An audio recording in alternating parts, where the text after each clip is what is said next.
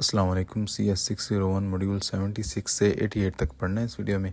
अच्छा, हम digital to analog conversion को स्टार्ट करेंगे। पहले हमने डिजिटल टू डिजिटल कन्वर्जन देखी थी। अच्छा, अब डिजिटल टू एनालॉग कन्वर्जन होती क्या है? कहते हैं कि process of changing one of the characteristics of analog signal, analog signal की किसी एक करेक्टरिस्टिक को, किसी एक प्रॉपर्टी को चेंज करके based on the digital data, ठीक है, जो इन्फॉर्मेशन हमारे डिजिटल डाटा में है उसकी बेस पे एनालॉग सिग्नल की किसी एक प्रॉपर्टी को चेंज करने को हम क्या बोलते हैं? Digital to analog conversion.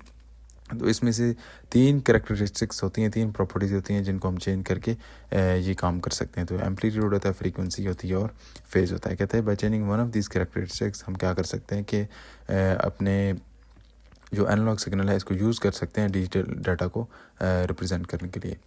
We can use it to, हाँ जी, डिजिटल डाटा या डिजिटल सिग्नल को रिप्रेजेंट करने के लिए। ओके, अब बेसिक इसका जो फंक्शनैलिटी है वो कुछ यूँ होती है, फिर इसको हम अंडर द हुड भी देखते हैं कि डिटेल में चीज़ें कैसे होती है। आपका डिजिटल डाटा होगा, ठीक है, सेंटर से मॉड्यूलेटर के पास आएगा, मॉड्यूलेटर उसको एक एनालॉग सिग्नल में कन्वर्ट करेगा। एनालॉग सिग्नल एक लिंक के थ्रू आपके रिसीविंग साइड पे जाएगा, रिसीविंग साइड पे एक डीमॉड्यूलेटर होगा जो कि वापस से इसको डिजिटल डाटा में कन्वर्ट कर देगा। ओके, अब तीन टाइप्स होती हैं डिजिटल टू एनालॉग कन्वर्जन की, amplitude shift keying, frequency shift keying और फेज शिफ्ट कीइंग। ये तीन होती हैं और चौथी होती है फिर क्वाड्रेचर एम्पलीट्यूड मॉड्यूलेशन। ये तीन तो हम डिटेल में पढ़ेंगे, लेकिन इसका सिर्फ उन्होंने यहाँ पे इंट्रोडक्शन दिया है। ये बनती कैसे है? ये ASK यानी कि एम्पलीट्यूड शिफ्ट कीइंग और PSK को मिला के, इन दोनों को कंबाइन करके हमारी ये जो चौथी टेक्निक है कैम ये बनती है। ओके, अब उससे पहले कहता है कि हम ये चीज़ें पढ़ें उससे पहले हमें दो चीज़ें जो है वो क्लियर होनी चाहिए। एक बिट रेट और बॉड रेट क्या होता है, और फिर जो कैरियर सिग्नल क्या होता है, ठीक है। तो बिट रेट का हमें पता है कि कितने बिट्स एक सेकंड में गुजर रहे हैं, ठीक है, और बॉड रेट का हमें पता है कि कितने सिग्नल जो है वो एक सेकंड में गुजर रहे हैं, ठीक है, कितने बिट्स और कितने सिग्नल एक सेकंड में गुजर रहे हैं। इसको हम N से रिप्रेजेंट करते हैं और इसको बॉड रेट को S से रिप्रेजेंट करते हैं। कैरियर सिग्नल क्या होता है? कैरियर सिग्नल वो सिग्नल होता है जिसको हमने मॉड्यूलेट करके, चेंज करके हमारा जो एनालॉग सिग्नल है वो जनरेट करना होता है। मतलब एक आपके पास डिजिटल डाटा आएगा 0-1 की फॉर्म में, ठीक है, फिर हमारे पास एक कैरियर सिग्नल होगा कुछ यूँ इस तरीके से। इस सिग्नल को फिर हम इस डाटा के मुताबिक चेंज करके एक न्यू सिग्नल बनाएंगे, ठीक है, जिसको हम मतलब जिस भी हिसाब से मॉड्यूलेट करेंगे, और वो हमारा एनालॉग सिग्नल जो है वो दूसरी साइड पर जाएगा। ओके, अब इसके कुछ एस्पेक्ट्स होते हैं जो कि हम पहले भी कर चुके हैं कुछ तो, और कुछ चीज़ें न्यू हैं, ठीक है। Data element versus signal element ये हम देख चुके हैं, ठीक है, कि डाटा एलिमेंट बिट होता है, सिग्नल एलिमेंट को जो है बॉड रेट बोलते हैं। सॉरी, सिग्नल एलिमेंट जो स्मॉलेस्ट एलिमेंट सिग्नल का यूनिट होता है, ठीक है। डाटा रेट को बिट रेट भी बोलते हैं, सिग्नल रेट को बॉड रेट बोलते हैं, ठीक है। ये डिफरेंट फार्मूलाज थे इनके। S हमारा सिग्नल रेट होता है, N हमारा डाटा रेट होता है, और R जो है वो नंबर ऑफ़ सिग्नल्स पर नंबर ऑफ़ बिट्स पर सिग्नल एलिमेंट, ठीक है। और इस तरीके से फिर R को यूज़ करके हम L भी, अपने लेवल्स भी फाइंड कर सकते हैं इस फार्मूला से। ये चीज़ें हम सारी पहले देख चुके हैं। इसमें बस ये है कि जो बैंडविड्थ हमारी होती है, ठीक है, क्योंकि हमने सिग्नल भेजना है तो हमें पता होनी चाहिए कि हमारी बैंडविड्थ हमें जो रिक्वायर्ड है वो हमारे पास अवेलेबल भी है कि नहीं। तो वो हम कैसे फाइंड करते हैं? कहते हैं कि बैंडविड्थ जो रिक्वायर्ड है वो आपकी डायरेक्टली प्रोपोर्शनल होती है सिग्नल रेट की। मतलब जितना सिग्नल रेट होगा उसके इक्वल होगी हमारी बैंडविड्थ, एक्सेप्ट FSK। जो FSK टेक्निक है, फ्रीक्वेंसी जिसमें चेंज करते हैं, उसके अलावा बाकी दो में बैंडविड्थ हमारी सिग्नल रेट के डायरेक्टली प्रोपोर्शनल होती है। ओके, कैरियर सिग्नल क्या होता है? वही अगेन वो सिग्नल होता है एक जो हम एक सर्किट जनरेट करके देता है, उस सिग्नल को फिर हम अपने डिजिटल डाटा के मुताबिक मॉड्यूलेट करते हैं या चेंज करते हैं। अब यहाँ पे एक एग्जांपल है, कहता है कि अगर एक एनालॉग सिग्नल है, ठीक है, वो 4 बिट्स पर सिग्नल एलिमेंट्स के हिसाब से मतलब कैरी कर रहा है, ठीक है, तो R हमारा कितना हो जाएगा? 4। हमने फाइंड क्या करना है? कहता है एक 100 सिग्नल्स एलिमेंट्स आर सेंड पर सेकंड, हमने बिट रेट फाइंड करना है यानी कि N। तो ये सिंपल सा फार्मूला था S=NR, ठीक है।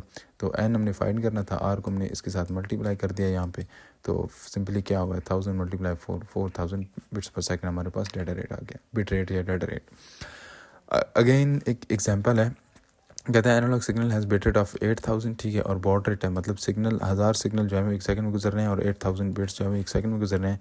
हमने फाइंड करना है हाउ मेनी डाटा एलिमेंट्स यानी R फाइंड करना है, और उसके बाद हमें सिग्नल एलिमेंट्स भी हमने फाइंड करने हैं, ठीक है।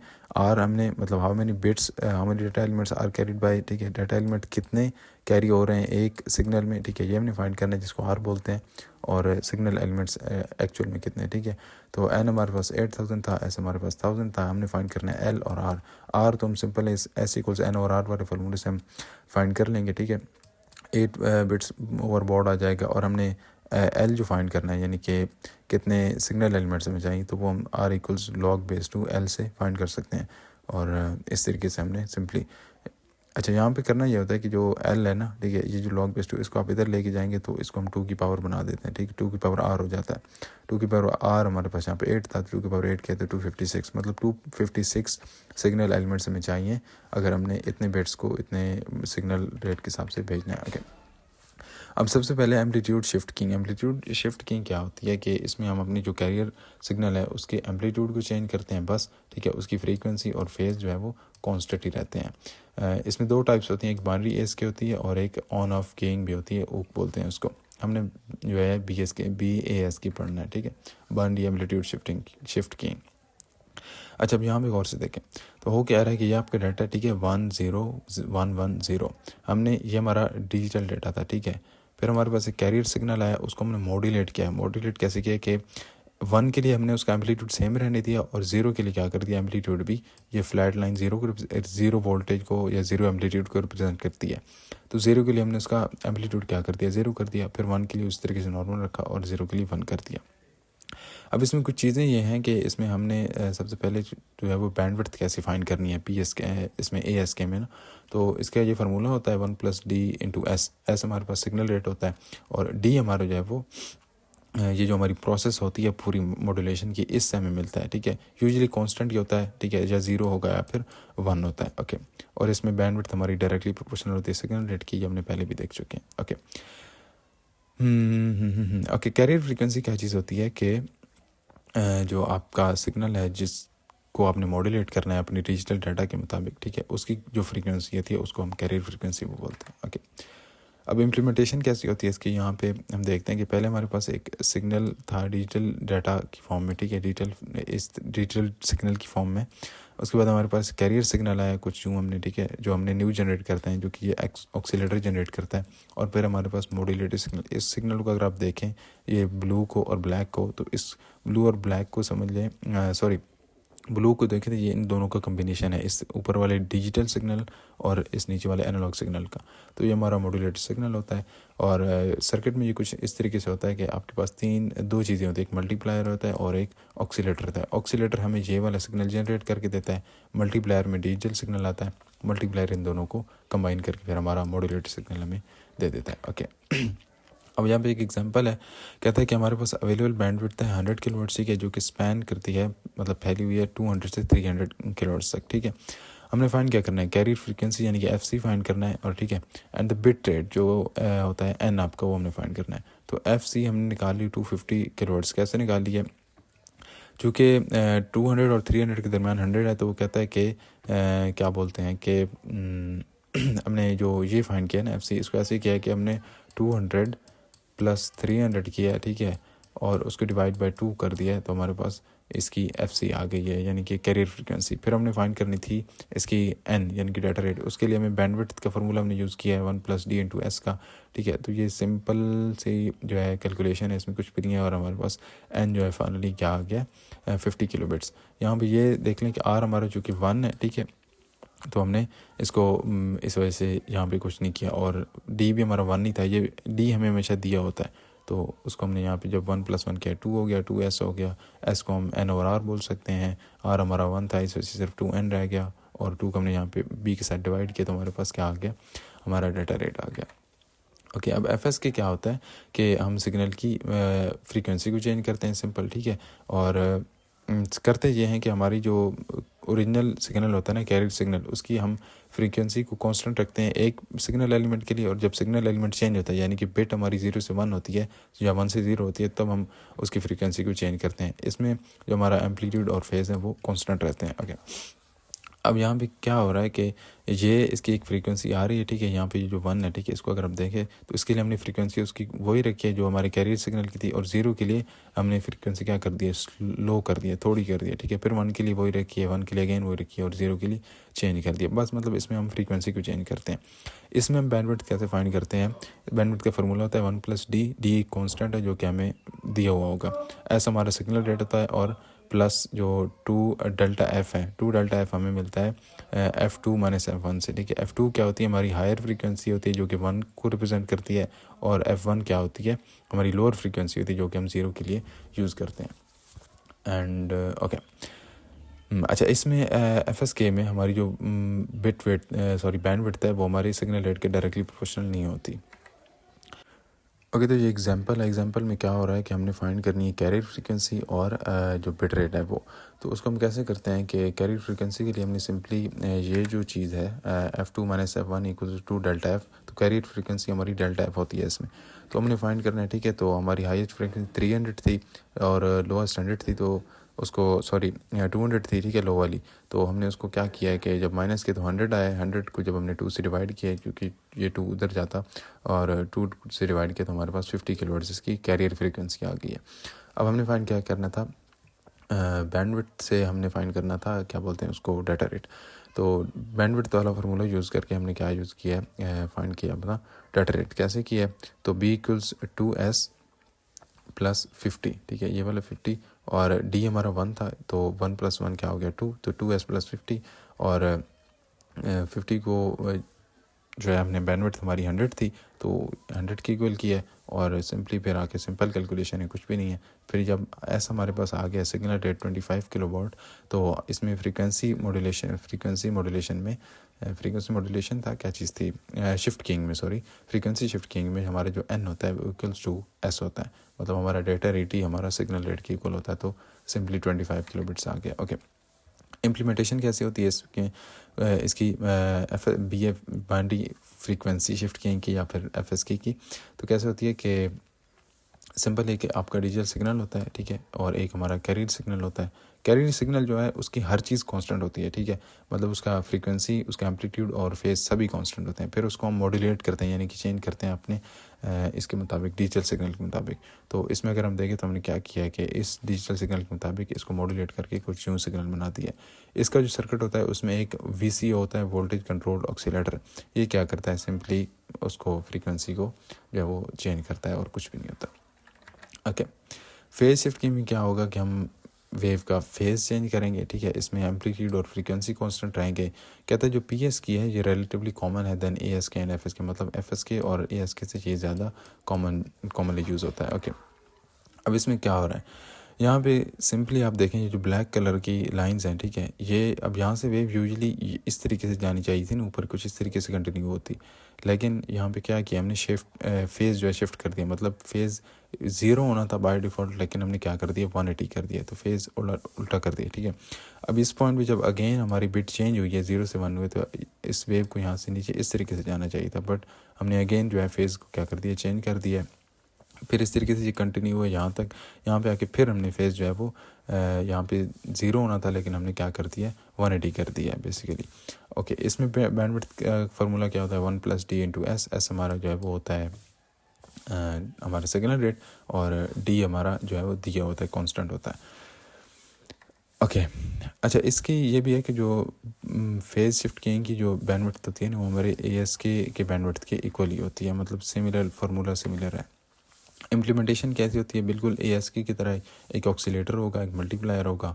ऑक्सीलेटर हमें जो है वो ये वाला कैरियर सिग्नल जनरेट करके देता है, और मल्टीप्लायर क्या करता है कि इस डिजिटल सिग्नल को और इस एनालॉग सिग्नल को कंबाइन करके हमें अपना रिजल्टेंट जो हमारा मॉड्यूलेटेड सिग्नल है वो दे देता है। ओके, अब QPSK क्या होता है, QPSK ये होता है कि हम जब हमारी बिट्स ज़्यादा हो जाती हैं ना, क्योंकि एक सिग्नल एलिमेंट एक बिट को कैरी कर रहे हैं, ठीक है, तो जो अगर हमारा डाटा ज़्यादा हो, कुछ यूँ 0 0 1 0, मतलब 2 बिट्स आ रही हैं, दो बिट्स आ रही हैं कम्बिनेशन, तो उसको हम क्या करते हैं, एक 2 to 1 कन्वर्टर होता है। ये बेसिकली क्या करता है कि 2 सिग्नल के रिजल्टेंट्स को, 2 सिग्नल के जो हमारे मॉड्यूलेटेड सिग्नल आते हैं उनको कंबाइन करके एक बना देता है। बस सिंपली होता ये है इसमें कि हम जो ऑक्सीलेटर है वो एक ही यूज़ करते हैं, ठीक है।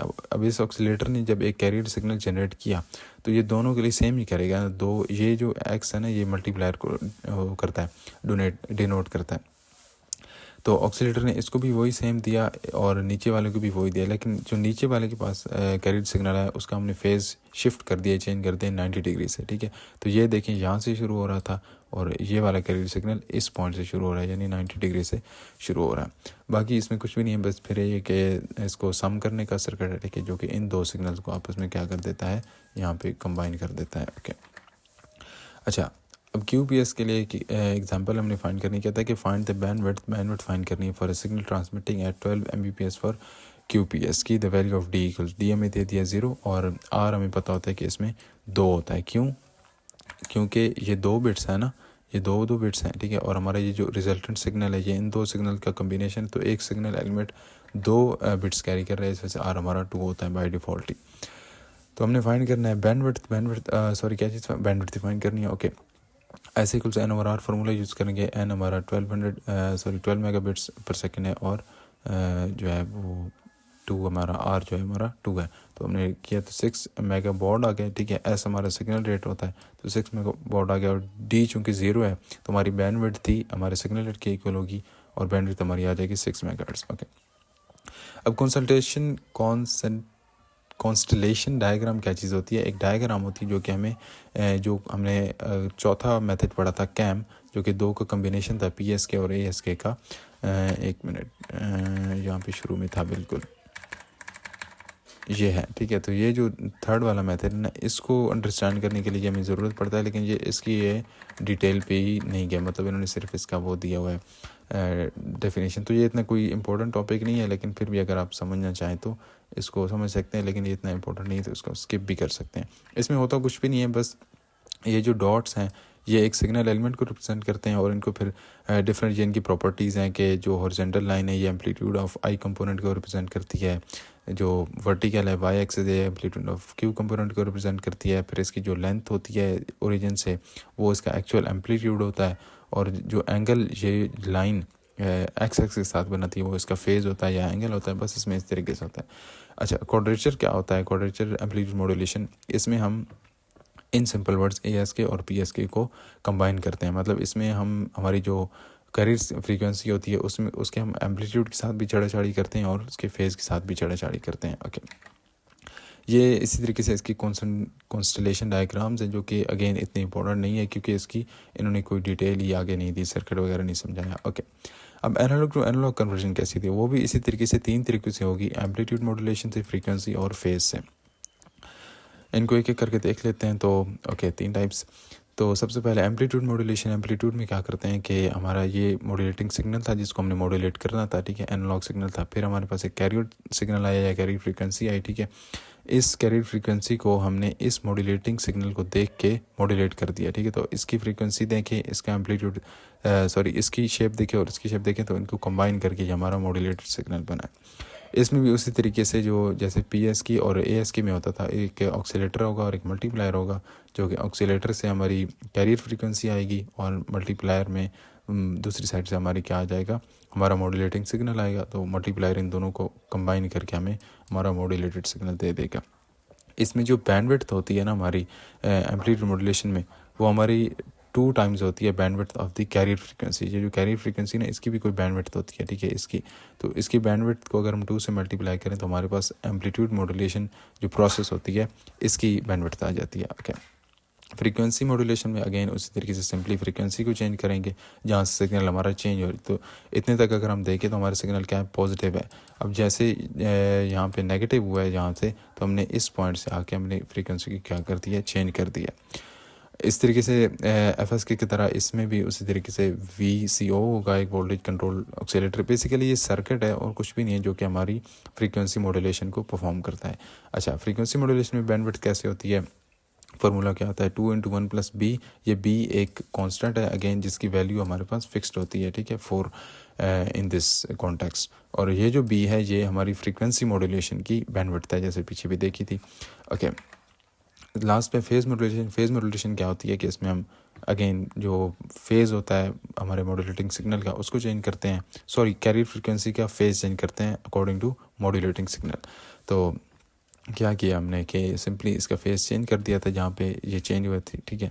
और बाकी इसमें इतनी डिटेल में कुछ भी नहीं होता, बस इसमें को थोड़ा सा सर्किट ये होता है कि आपके पास उस तरीके से एक VCO होता है, ठीक है, और एनालॉग सिग्नल आता है पीछे से।